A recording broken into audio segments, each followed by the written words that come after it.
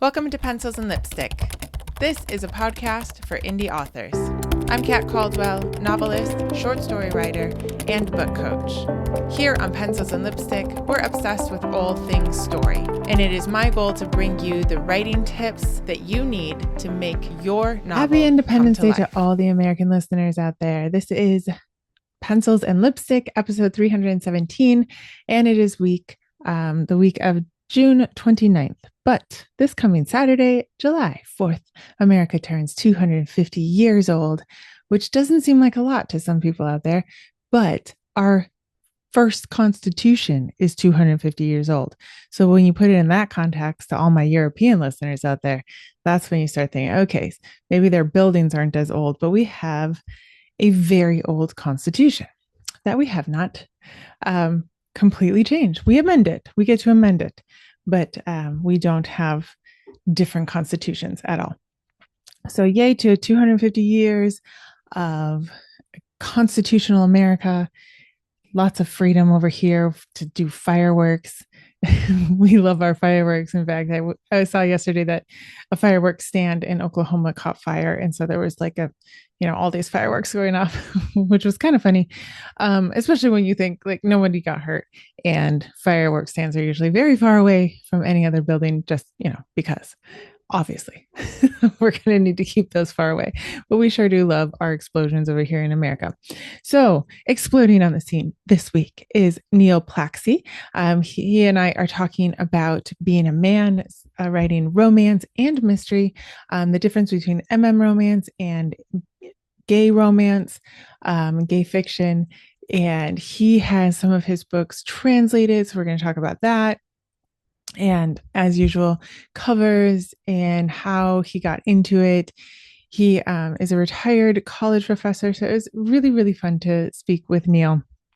Everyone has a different perspective on everything, and Neil was very, very honest in his journey and what he's doing for his books and how well they're going, and whether translation is worth it or not, and all these things. So I really appreciate it. In fact, he has a Formula One romance, which I have not seen a whole lot of. Maybe that's just because it's not on my feed. I do have a prediction that we'll be seeing a lot of soccer romance coming up with the World Cup and everyone going kind of crazy. Americans just love to live their big sports, so hockey has had its run. So I wonder if soccer will be next. We will see.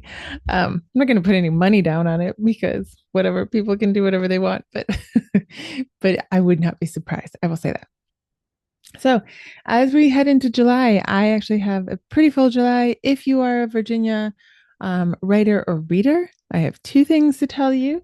So if you're a reader, I will be in Richmond at the SAS Desirable Decades event on July 25th. I will be there signing and selling my books. This is a romance event, so I will only have my romance books there, but it's going to be really fun, and tickets are pretty cheap. I think they're like $40 to $50 depending on if you want like the VIP or whatever. There's a brunch the next day, the 26th, with the authors, which might be kind of fun. I got to go to one of those back in Texas, and it was really fun. I didn't know anybody, but it was really fun to be there and like meet people and meet readers and meet other authors. And anyway, that was before I even published, but I was just like having a lot of fun trying to dip my toes in the literary world. And then for writers, if you are part of the Virginia Writing Club, I will be speaking at the symposium. There's a lot of classes that you can take at the symposium, and I will be teaching one of the classes. I'm obviously not the head speaker. The head speaker is Chris Spizak. So that should be fun. It's just a one-day event, but I will also be able to sell some books there as well. So I'll have my writing books, my journals. That'll be fun to have out there. And then I am looking into some more events in the fall, and I highly encourage you guys to look into some events. I know that they cost money, they cost some time, but I really think that you are going to be able to nail down your ideal reader a lot more, and you're going to be able to talk to authors and talk to to readers and just get more ideas and really feel like part of the community. I think that you should check out the bookstores, see how you can get involved, check out the libraries. If you write nonfiction, you should definitely be checking out libraries, see if you can do like a little talk. Um, if you write fiction, you should be talking to your independent bookstores. Usually they have a form to fill out, so look into that. And, network with other writers. Join the state writing club or the city writing club. Be able to network with people. I know the Virginia Writing Club gets together every year and tries to buy up a bunch of tables at different outdoor events. And some of them are great and some of them are not so great. So unfortunately, I didn't get in on that because we weren't supposed to be here this summer and then our plans changed and we are here this summer and it was too late by the time I told my plans had changed. But anyway, maybe next summer. So be on the lookout for those two events. As of now, all that I am doing is just trying to get some writing done, thinking a lot about my stories, honestly, trying to keep up with some marketing. And I am back into retaking the Facebook course for ads because I think I will be doing that starting in the fall as well. So I would love to hear from you guys. If you're on my writer's newsletter, you can just hit reply to that. Otherwise, you can DM me on TikTok or Instagram. The links are always in the show notes below. I would love to hear from you, love to hear who you want on the show. If you want to be on the show, you can send me in your proposal for the show, what you want to chat about. Please know that you have to have 3 books published so that you have experience in this whole book world, right? So I hope that you guys are enjoying yourselves and staying cool, especially you Europeans. There's a huge heat wave hitting. So I hope that you drink a lot of water, don't push yourself too hard if it's too hot where you are, because you can also just be thinking a lot about your stories. That is actually a very good thing to be doing. Please, before we get into the interview, subscribe, review the podcast. It really helps. All of these spaces, these content spaces are getting really, really full.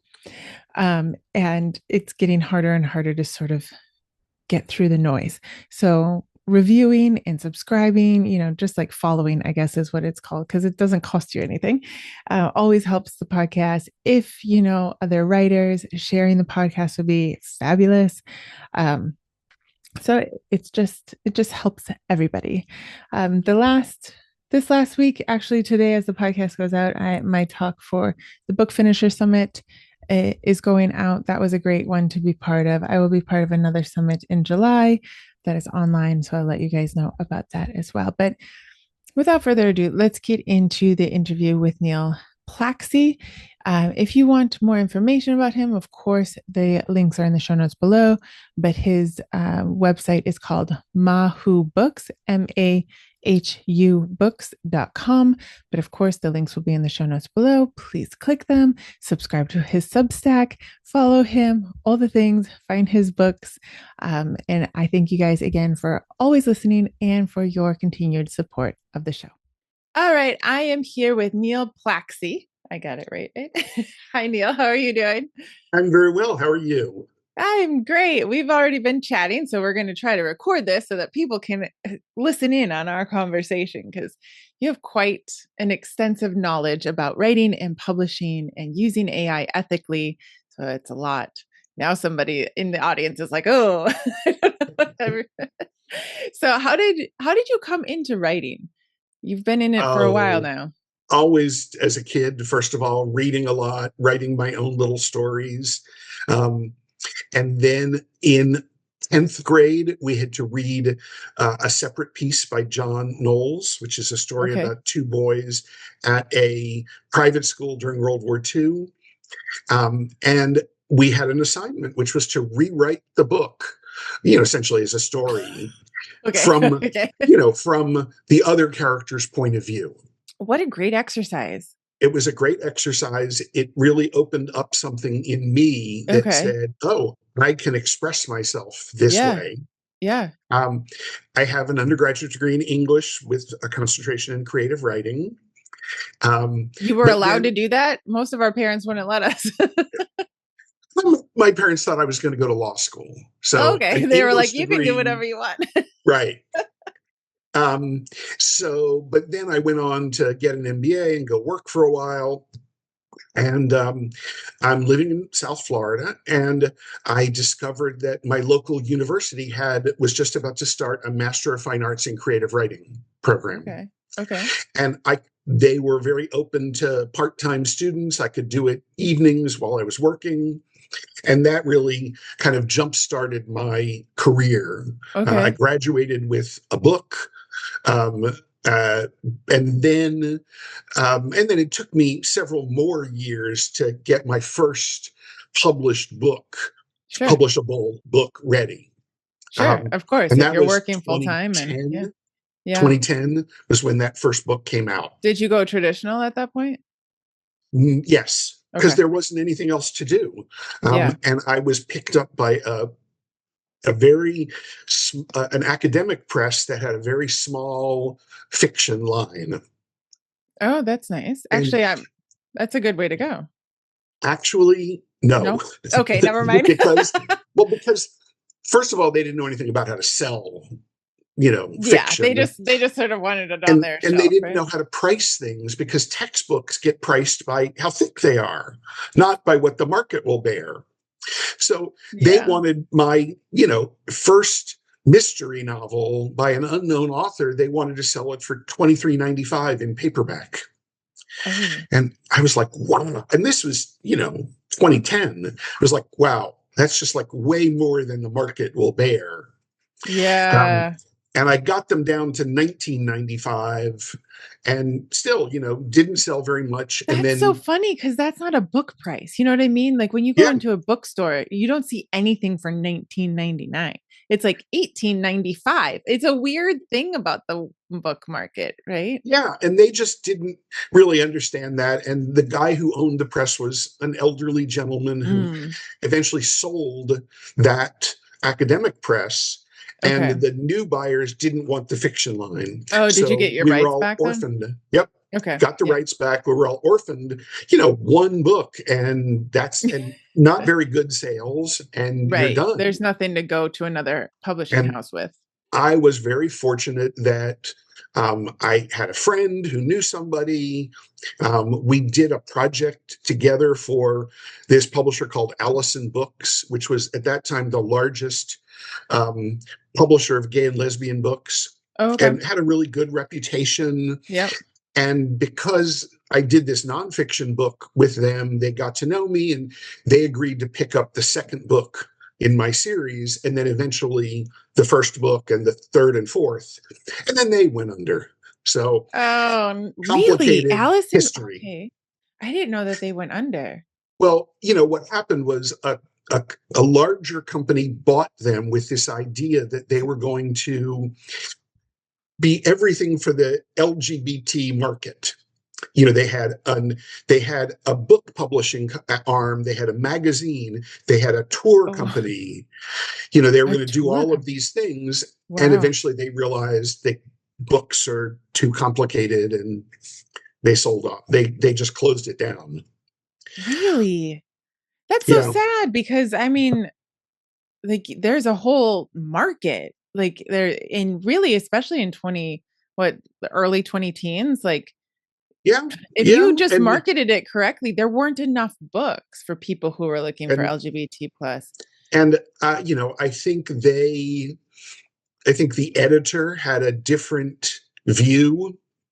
Okay. She was trying to move into more mainstream books, but that wasn't what Huh. the press was known for. Right. So she So, just like left the readers behind and yeah, huh. basically. And it was, it was a tough time too, because it was kind of right before the Kindle, or right Right. at the debut of the Kindle. And so they didn't really If they had understand, understood the Kindle, man, they could have like dominated that market. and Isn't that that was, funny? and the Kindle was really the thing that gave me a second jump start, Right. because I had written a cozy mystery. Yeah. with a guy and his dog solving crimes in their small town. And I had an agent, and I sent the book to him, and he said, mainstream publishers don't want male protagonists in a cozy mystery. And I looked at a couple of their lists, and sure enough, almost all of them were female protagonists, or maybe there were a male-female couple, like a nun and a priest. Okay. And he said, if you want to make your protagonist gay, then I can sell it to a small press, that's done your other gay mysteries. Okay. And I said, I really want some kind of a mainstream success here. So I'm going to keep him the way he is.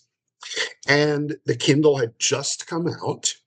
A friend of mine who lived on a boat bought one because he couldn't keep all of his paperbacks and hardcovers with him. My husband said, that's a good way for us to get rid of all the books in our house. I'll buy you a Kindle. Little did he know. Little did he know. But we have reduced the number of print books around the house. I know, it's so sad. And so I just took my mystery, In Dog We Trust was the first of the Golden Retriever mysteries. I love it. And I put it up on Amazon with a crappy cover. Didn't really know. Yeah, because nobody looked at them back then. I had an editor help me, a developmental editor, but I didn't, I was like, I'm an English professor. I can proofread this myself. I didn't, and I just slapped it up there, and it started to sell. Yeah, because we were desperate for books to read because the traditional publishers were like, no. I mean, it was slim pickings at one point. Yeah. I feel like I read the entire Kindle library. Well, and that's where I got lucky. I was teaching at one point. I was teaching a class, an adult education class on self-publishing. And so I brought up my Kindle screen, my Kindle dashboard at the very beginning of the class. Yeah. And then we went back to it 2 hours later after I had gone through everything. And this woman in the audience goes, wait, you sold 2 books while we were here. Yeah. Wow. Note to audience. That's not how it works anymore. No. But I still think if you know your market, and now today, if you have the right cover and the right marketing materials and the right promotional aspect, I think you can make a debut and you can start a career. Yeah, of course. So why have you kept the mystery?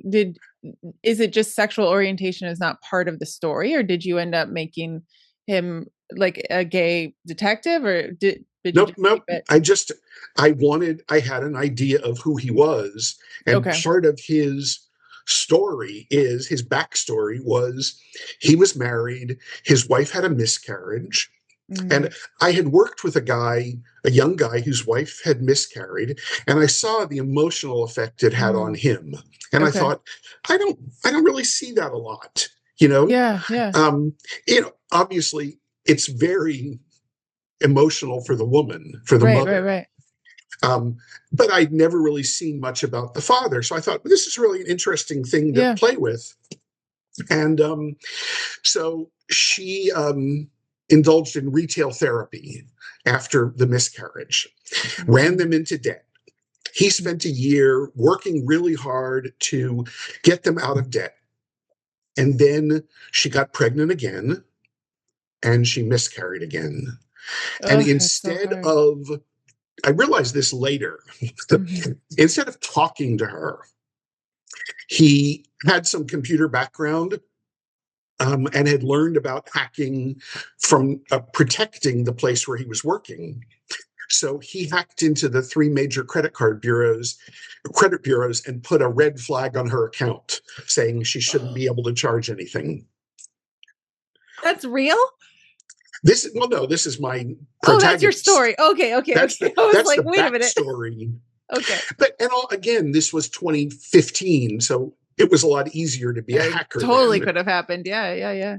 No, but that's an interesting psychological, character development there. Yeah, and that's where I thought, well, I don't want to give it up. Yeah, you'd And have to change everything. I'd have to change a lot. And so he comes back to his hometown with his tail metaphorically between his legs. And his next door neighbor has a golden retriever who is very loud and effusive and wild, like mine. And they he's tend like, to be. no, get away from me. I don't want anything to do with you. And the neighbor gets killed, and he's asked to take care of the dog until the police detective can figure out what to do. Sure. And he and the dog bond. They solve the mystery together. And the dog teaches him how to love again, is really, the bottom line of it. Yeah. So there's a real emotional... it would change the story. I mean, and that's one of the things of sometimes people make suggestions to your story. You think, like, somebody made suggestion to one of my stories, and I was like, that would change the entire point of the protagonist. Yep. Like, that is that flippant comment would literally change the entire story. Even if it's intended to help you market the book better, right? It takes away your book. It's not your book anymore. Literally, it would be completely different. I mean, just trying to think through that. So I'm up to 23 books in this series 23 in the mystery series with the same guy. Yep. With the same guy and the same dog. That's so fun. But he's on an emotional journey. And, he's, for the first few books, he really wants to hack to help the police detective, who's his friend, solve the crime. And he's gradually, kind of forcing himself to step back. So it's been really fun. It's been fun to work through.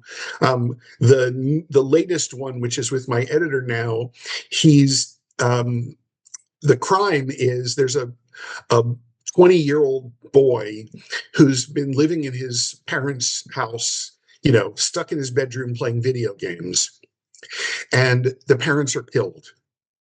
And so Steve, my protagonist, helps this boy use his computer gaming skills to figure out what his father was up to and why he might have been killed. Right. Wow. And he's trying to keep the boy from sliding down that slope into hacking. Okay. But so wait, you're not a hacker. You're not a computer guy. How are you figuring this stuff out? I am a computer guy. I worked. But are you a hacker guy? Like, do you know that? No, but I can do my research, and a lot of it is fudging the details. Sure, just enough. You don't want to give your readers like feasible means of. Well, I'll say. I went into the dark web and found the tool that I needed to break the password. Yeah. Does your husband know anything about this? Is he like one of your research subjects, or? No, he doesn't know anything. Because sometimes our spouses can help us. He's a Mac user, so he knows nothing about the PC world. You're being recorded on a Mac. Careful. Okay, so you have the detective series, which have you continued to publish independently? Eventually all the publishers, the mainstream publishers that I worked with, went out of business. I know. And it's funny, the only thing I have with a traditional publisher is a series of, I think, 6 or 8 erotic anthologies that I did. They were all around tropes, like hard hats and mountain men and, gay erotic anthologies. And the publisher has been bought out several times. So now my royalty checks, which I still get after 15 years, are now coming from Simon & Schuster, which is kind of fun. That is kind of fun. I mean, like, you should frame one of those. Like, I'm a Simon & Schuster. But I mean, it is getting, like, lots of people talk about monopolies, or like JetBlue and Spirit Airlines and all that. And it's kind of gone away, this idea of like the publishing industry, like it's very, very small. It's like there are not a whole lot to choose from. And And unfortunately, they are in the position, because they are all owned by big conglomerates, of chasing profits. Yep. And so it's easier for them to pick up a debut author and hope that they will make a success than to continue with a mid-list author. I mean, Yeah. if I had published In Dog We Trust with a mainstream publisher, I might have gotten 3 books, 5 books maybe out of the deal. Yeah. And this has happened to a lot of my friends. And then publisher decides not to continue, but they have the rights. And so you can't really continue the series because people can't get book 1 anymore. No, they don't get their rights back anymore? Um, well, see, here's the deal. It used to be that the contract said if the book goes out of print, you can get your rights back. Right. But today, if a book is available online, it's still quote unquote in print. No way. And so you have to wait often, It's several 7 years. years, It's 7 7. years. It's so long. Yeah. And then you have to go and track down the person who handles. I see this all the time in writers groups. You have to Yep. track down who's the person at Harlequin that handles rights reversions. Yep. And who can I contact? And this publisher isn't responding to me. Oh my And gosh, that's a real thing to think about if you yeah, think you want to go traditional. and and I have a friend who's written, I would say, 5 or 6 series under different pen names. He gets a 2 or 3 book contract. The books are, they do okay, but the publisher says, nope, don't want to continue. And, some cases he gets the rights back, but he doesn't want to advertise and market. He just wants to write books. Right. So those books are kind of dead and orphaned until somebody wants to do something. Gosh, that's hard. That's Yeah. hard. I mean, in the end too, like if you're traditionally published, it's really, I say this all the time, so people who listen to the show are probably tired of it, but it's true. You have to market. Like there's no way around this. We are no longer in those days of I get to just write and I don't really have to market anymore. It's just not there. We don't. I live in the Fort Lauderdale area, and the Broward County Library has a author event every year, a very fabulous fundraising event with a dinner, a cocktail party dinner. It's like $200 a ticket, blah, blah, blah. And you get a dinner with the author. So there were, so this is the second time I did it. We went to a restaurant of maybe 4 tables of 10 each, and the author moved around from course to course. Nice. And by the time we were talking to her, it was dessert. She was tired. She had flown in, done a panel discussion the day before, then been on display at the cocktail party, then come to the dinner. And it was lovely that her publisher paid for this and did this for her, but it was still a lot of stress on her. Yeah. And especially for an introverted writer. And people say, oh, the glamour of the book tour. That's what I want from my publisher. And yeah, sometimes it's not very glamorous. Yeah. What I want is the 1980s book tours. That's what I want, where they would actually advertise. Remember, we would stand around the record store to get the new record drop and the new book. But culture is different now. It's just, we don't do that. Yeah. And I think some publishers are doing more of that. They're looking at what they can do collaboratively with their authors. I had my last traditional deal was with a publisher called Diversion Books, which still exists. The first book that came out was The Next One Will Kill You. It's a FBI thriller.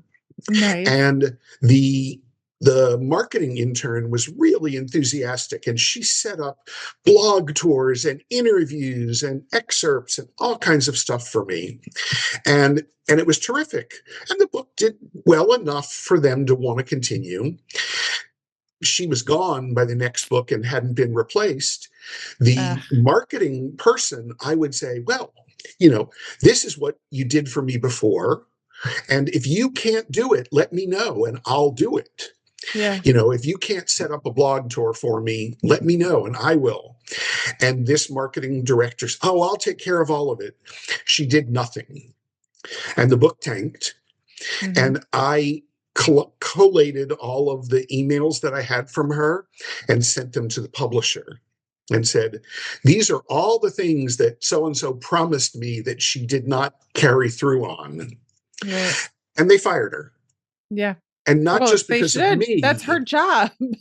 And not just because of me, but she was slacking off on everybody. Yeah. And this gave her the evidence, gave them the evidence. Right.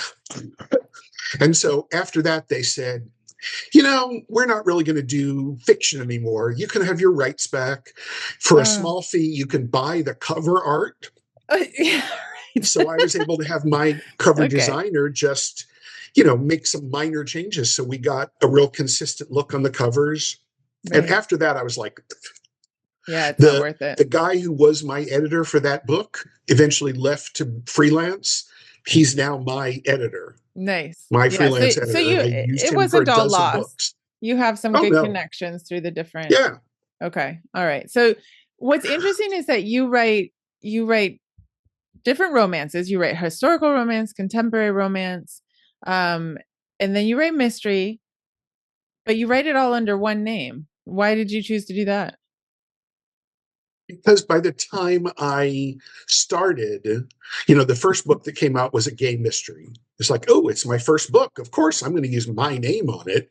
Mm-hmm, of course. And then, I just wasn't aware so much of the market segmentation by the time I started publishing the cozy mysteries. And eventually I just said, it's too much. I have one voice. Yeah. I have one voice. I write in one way across genre. If you're interested, you can follow me from genre to genre. Yeah. Yeah. If I were to choose to say, oh, now I'm going to write a children's book, then I might use a pen name. Sure. Yeah. But I think it wasn't, I don't know.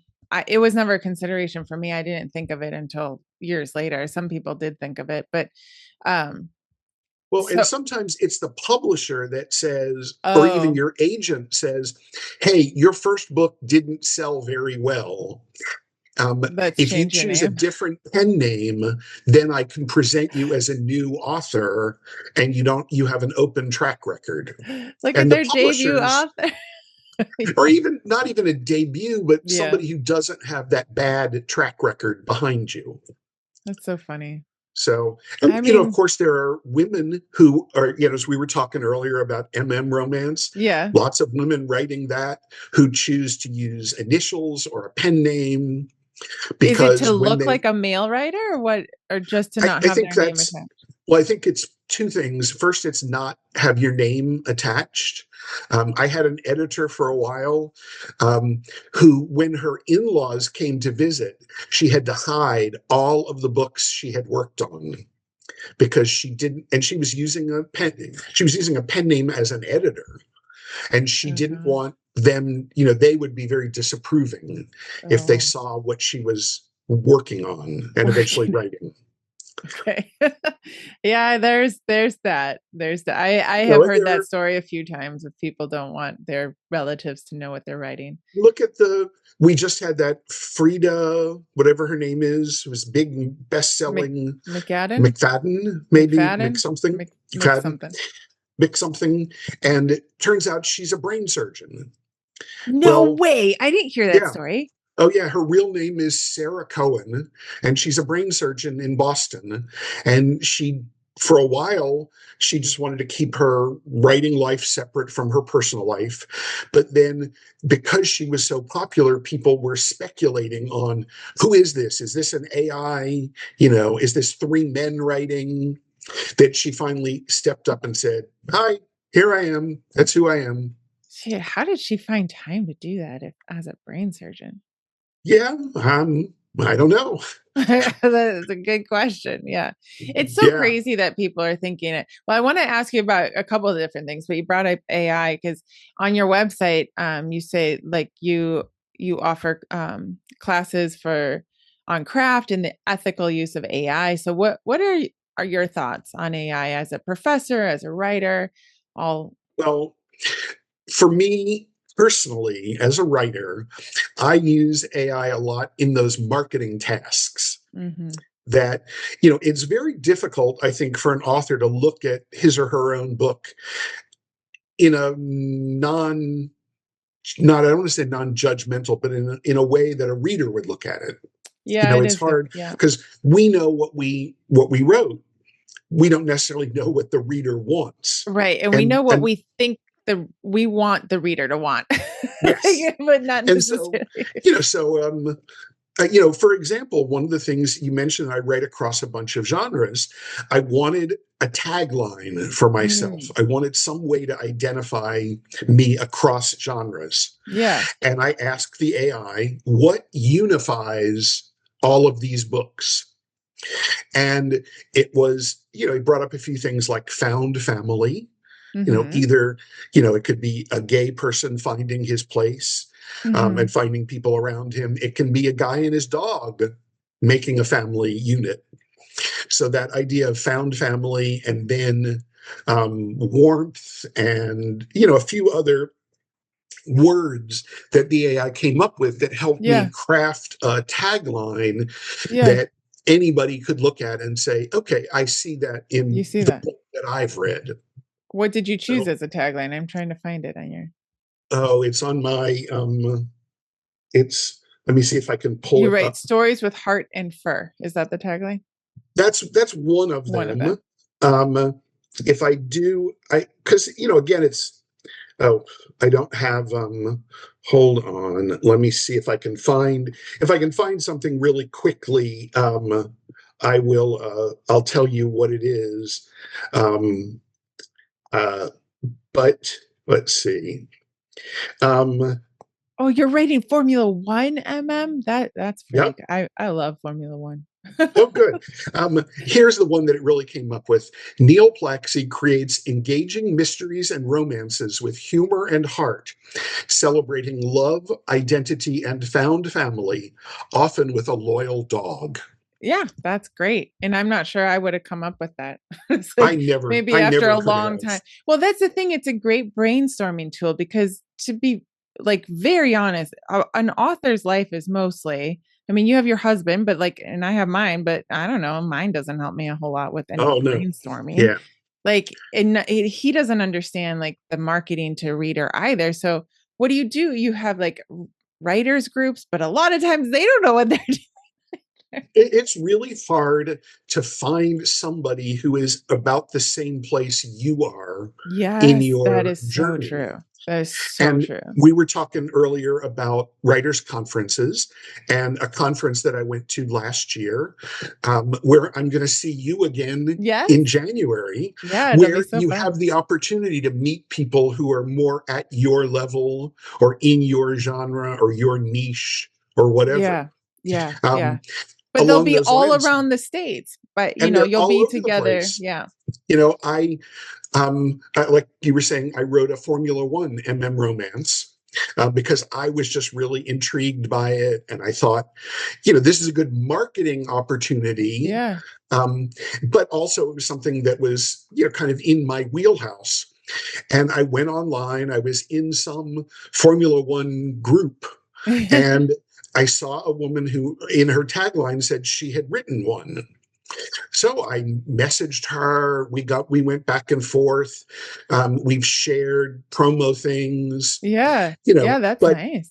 I wouldn't have I wouldn't have known that if I hadn't been out there in those groups Yeah. looking for Yeah. connections.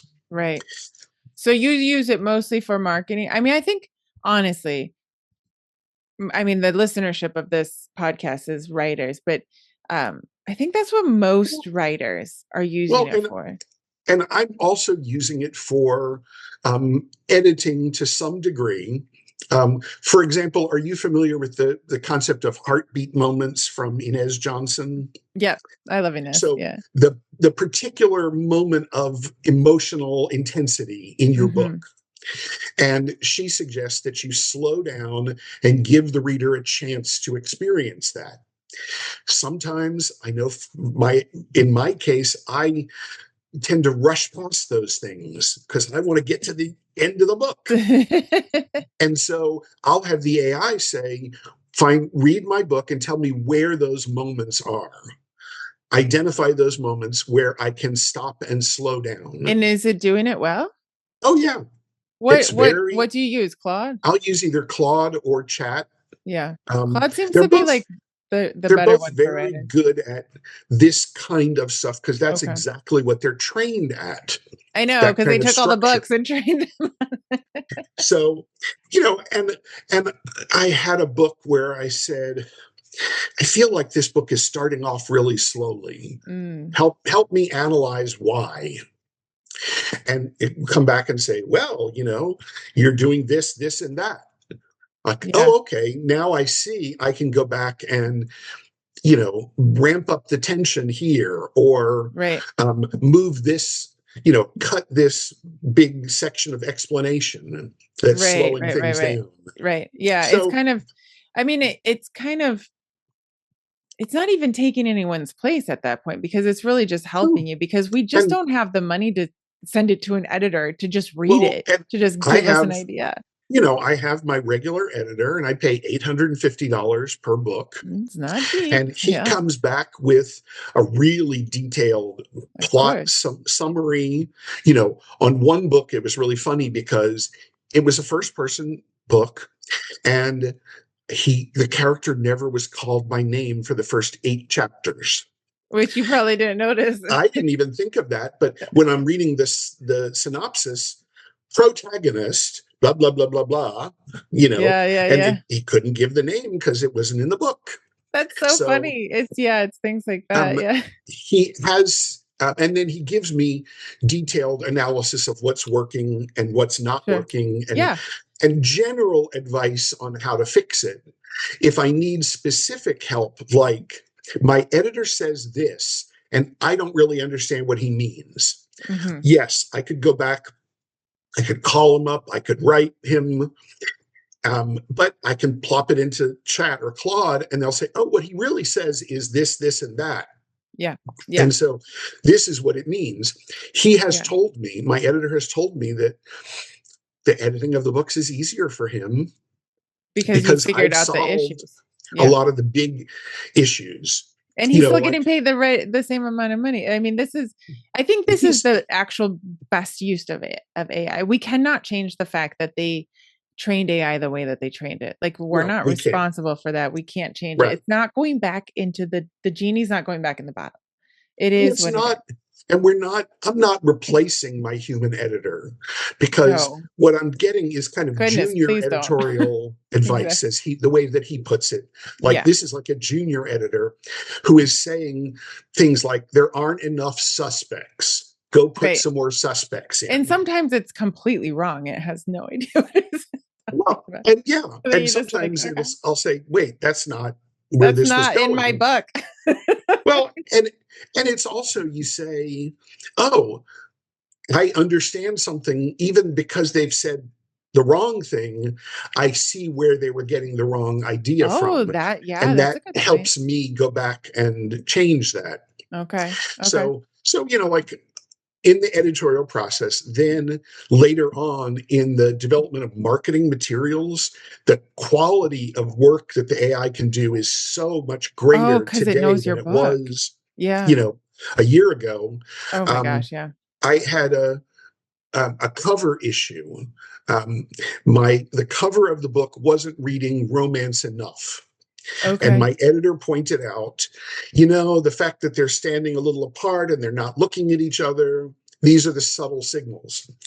Well, if I had gone to a human cover designer to say, change his head 20 degrees, that's really hard for a human designer to do. But the AI could do it in a minute. Yeah, because they're using stock images and you can only do so much. This is drawn. These were all drawn. Oh gosh, yeah. Yeah, they do a lot of, and I even, driven together this Formula One romance. Your cover for that is great, though. Well, I don't know do you mean the I'm looking at both of them. Your newest one, I think the cover is excellent, but and that's the thing. This is the kind of thing where we talk about the business of writing. Yeah. That book was not selling as well as I had hoped. Really? And so I went back to the drawing board and said, let me look at other covers of similar books. And the covers that are on the Amazon bestsellers right now were more cartoony drawn than photorealistic. Okay. So I said to Chat, or Gemini Nano Banana, I use for image creation, take this concept and give me something that is similar to these, in that cartoony concept. Okay. I see the difference. I thought it was two different books. I can see how the cartoony concept.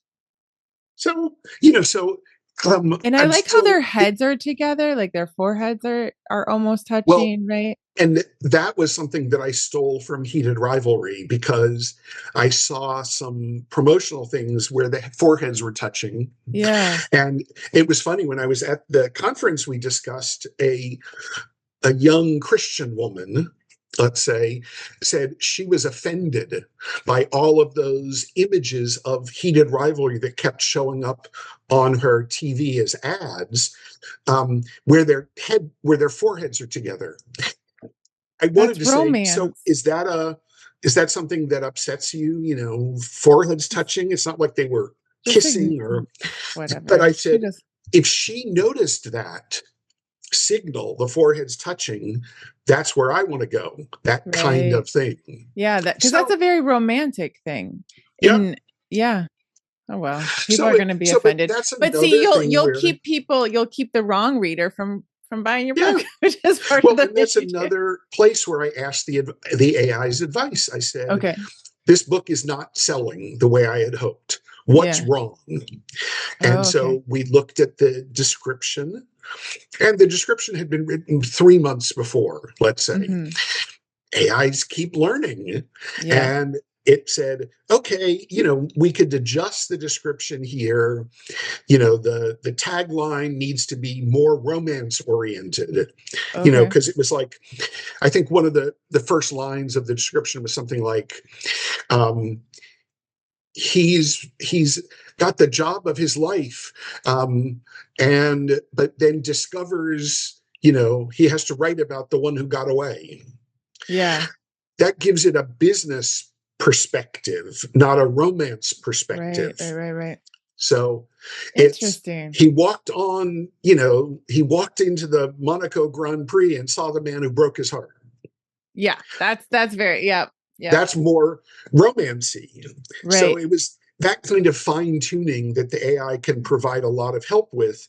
And like you said, if we had writers groups and friends and people in the same genre, and people we could rely on to say, take a half an hour and, read my book, read part of my book. And, whereas the AI can read the book and make judgments, all this stuff very quickly. Yeah. So, well, and there's no one really that, unless they've been in like the blurb writing industry, or they left their job at the traditional publisher, no one really understands blurbs. It's like one of those things, you like grandma's chocolate cake, like you got to do it a million times before you're just like, it's just this much salt. You're like, wait, what? Absolutely. And fortunately, the AI has written thousands of blurbs and read millions of blurbs. Yeah. And you can have it analyze several blurbs. Yeah. So did you use AI for your translations? Yes. Okay. What did you use? So first of all, I hired a woman. So what happened was I had used the AI Scribe Shadow, maybe, to do a German translation of In Dog We Trust. Okay. Because, again, asking the AI for market advice, which of my books is most likely to be popular in a German market? Okay. And the AI said, well, the Germans really love cozy mysteries. They love books with animals. So In Dog We Trust is a good first choice. Okay. A woman who is a translator saw it, emailed me, said, "This translation is really bad. I can do it for you cheaply." What was cheaply Um, for her? well, it was $3,000, which it would have been It would. 5,000. Yep. Yep. And Yep. so I said, and she apparently had already read some of my books Oh, in nice. English. So Okay. she was already, and that's why she, as soon as she saw the German translation, she picked it up. So I thought, okay, this is great. I have a woman who, is a known translator who already knows my books. I'm assuming she did a good job. Yeah, because what do we know? What do we know? I did end up doing the next few books in through Scribe Shadow, I think. And then I took out an ad, a German ad. Buchdeals.de is the only one that does kind of what BookBub does for the US or for English language.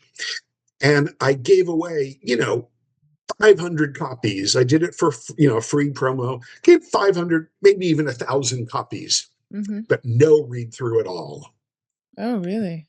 And I went back to the AI and said, "What's wrong?" And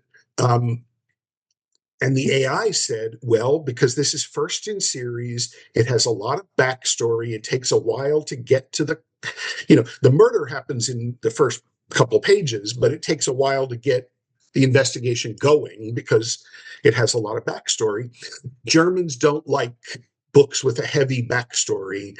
You're better off going to I think it said book 4 of the series, because the mystery plot was front and center, and it had to do with mercy killings and nursing homes and medicine, and this is something that Germans will like." Now, I haven't had a chance to try that out yet. Okay. But that's the kind of, let's say, sophisticated advice that you can get, that you could really only get if you knew somebody who was a publisher of translated books and who read your book and compared it to the market. Now, that could be totally wrong, but part of this is just trying stuff too. Yeah. But obviously the first book, the cover worked, the blurb worked, people were willing to download it for free. It just didn't convert into sales. So that's the kind of thing that the AI can be really helpful for, even if it's just reassuring you. Okay. Your book is good. The translation is okay. Be my cheerleader, please. Yeah, so be my cheerleader. Why did you choose to try your other ones, your Honolulu detective in Italian? Oh, a fan emailed me that he wanted his boyfriend to read the book, and his boyfriend only read Italian, so he translated it. No way, he translated it for free? He translated the whole book. Now, and this was a few years ago, so it was really before AI. So I don't think he could have just plugged it into an AI translator. Today he could. Right. But so he wrote to me and said, I did this, and I'm like, this is awesome. I will put it up for sale. I'll put your name down as the translator, and I'll split the proceeds with you. And we did try and market it, and he tried and didn't really go anywhere. That's so sold a few books. Yeah. Again, because there aren't the mechanisms for promoting books in these foreign languages that we have here. Okay. That to me is the biggest problem with translation.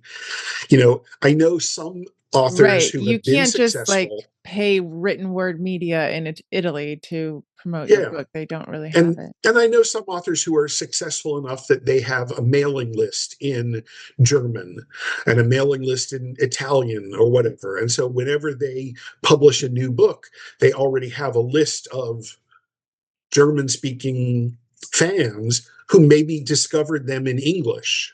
Huh. I wonder how they run that. They must pay somebody, a couple of them are multilingual. One friend of mine is Dutch, and she speaks English and French and German, not enough to translate her own books, but enough to write her own newsletter Still, in that's a that lot of language. work. It is a lot of work, Like, um, but it works if it's getting if it her works books for out. you, Yeah. obviously these people couldn't continue to do, translation after translation if it wasn't making money for them. Yeah, it does cost about, I mean, Scribe Shadow to translate your book is about $400, 300, 400, kind of depending on how long it is. Yeah. And then I was talking to some people over at Readsy, and it is about 3,000 for them to edit it, which Right. it would be, I write long ones, it would be 7,000 to translate. So you And really have to budget. Yeah, I had the first few of those the AI translated books in German, let's say. I had a human proofread and Yeah, I would, polish. especially for German. Yeah. Now I've had interesting experiences with asking the AI. Now it's good enough that I can say, I want you to proofread and localize this book, this translation from another AI. And so by using different AIs that have different skill levels or different skill sets, you can do a better job of proofreading. And the author self-publishing, James Blatch, he has a translation module that he sells. Interesting. That explains how to do this. Yeah. And I bought it, and I just haven't devoted the time to. I thought it was very risky of him to put up his translations without them being edited. But we didn't know at that point. We back then, a couple of years ago. Then it was like 2 years ago. And what I was even asking somebody, the books that I had an AI translate, should I do another pass on and go back to Scribe Shadow and say, run this again? Yeah, because it's probably better. Well, the answer was translation was one of the first things that they used AI for. Yeah. Actually, what people don't know, so I have my degree in linguistics, and translation, well, AI was first, like large language models were first for the automation system, especially for the hard of hearing community and the blind community, to get that so that it was more emotional, and nicer to listen to. And then translations were right behind that. It was especially to try to get unwritten languages, because there are still quite a few, written, and you have to be able to differentiate these sounds, and they were creating these models for it, so that it's not surprising if you know the background on how good they are on this. So the answer was no, you don't need to retranslate it, but you might need to localize it and polish it. Yeah. Interestingly, what you said, my last book in the Mahu series, which is my Hawaiian gay police detective in Honolulu, the one that came out last year is called Blood Code. And it's about a tech bro who sets up his own AI company to translate medical information into underserved Hawaiian and Pacific Islander languages. Oh, cool. Yeah. I mean, I don't think it exists. I made it up. Should. But it sounds, it sounded reasonable enough for a plot. Yeah, absolutely. Absolutely. So are you going to continue to try to do some translations? Do you think that is an untapped market if you can figure it out? Or not? One thing I want to do is I want to play with James Blatch's translation system. Yeah. And see if I can make the books better quality, so that when the marketing opportunities come up, I'm ready. Yeah, that makes sense. So that right now the only thing in German, for example, is bookdeals.de. There may be other people in Germany coming up There, Right. you know, there's a market for somebody to do that kind of Yeah. written word media in other languages. Anybody listening who has that will. I mean, it's interesting because Germans are actually quite literary. They like to read. My husband is Spanish, and so you would think that that would be the first language I would translate to, but they sure love their free books. Like, they are not book Well, and buyers at all. and also there's so many different. I live in South Florida, so I know a lot about people who speak different dialects of Oh Spanish, no, but you and the translate into Castilian. Castilian, the Mhm. Castilian, and then even Brazilian Portuguese versus regular Portuguese. Well, I people are getting mad about it. Traditionally, you translate into Portuguese, and Castilian Spanish, and now people want different, but that will complicate it a lot. A and lot. I was involved with Babel Cube for a while. Do you know Okay. that one? Where it was a market for for authors to hook up with translators. Okay. And Babel Cube had the same kind of contract restrictions that Audible had. You and the narrator can share royalties for 7 years. You Okay. and the translator share royalties for 7 years. Yeah. For Babel Cube. Unfortunately, the translators there were often people who were willing to do something essentially for free because they wanted the credentials. Okay. I want to get a job. I just graduated with my degree in linguistics. I want to get a job as a translator. I For the want to have a EU. book under my belt to show. Right. So they weren't people who knew the book market, who knew how to sell books. And so that's how come I have a Brazilian Portuguese and a Spanish and an Italian, because I had those done by these Yeah. individuals Yeah. who didn't really know anything about marketing. And Right. so And it sort of I don't lingers. know how to market. Right. So Right. That is it. That is a tricky part of this. I think it is an untapped market, but it's going to take a lot more thought process and strategy than I think most of us writers oh yeah, like we to don't, do. you know, if you look back, how did a company like BookBub get started? Yeah. They probably just started posting things on social media. Hey, want to get free and discounted books? Sign up for our newsletter. Right. And now the world You is totally you different. have to do that in German now. You'd Right. have to, go Right. into German Facebook and German social media and say, hey, want this? Sign Yeah. up here. Basically pay somebody to be your German assistant without it's all these different things. If you have the money, or if you save the money and you have a strategy, but it's still a risk. It's still a Yep, risk. There's no guarantee, right? absolutely.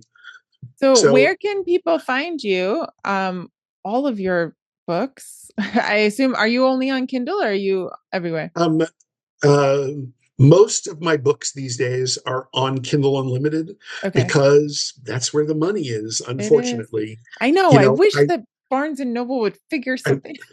Well, I went wide for quite a while, and I discovered a real drop in my Yeah. income. Yeah. So I pulled back.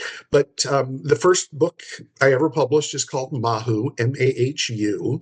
So my website is mahubooks.com. Oh, I love that. I love that. But I also own the domain neilplakcy.com, and it just Just sends over there. sends you over there. All Um, right. but pretty much under my real name, you can find me at any social media place. You're on all the social medias. I'm on a lot of A them. lot of, I know there's too I'm many now. finding I'm finding a lot of traction these days on Substack Okay. and So are you LinkedIn. on? Okay. Really? So I have a Substack newsletter that comes out every week, Okay. and I didn't want it to just be buy my book, buy my book, buy my book. Sure. So I thought about what can I say? Yeah. And because I have an MBA and an MFA, my stuff is the intersection between business and creativity.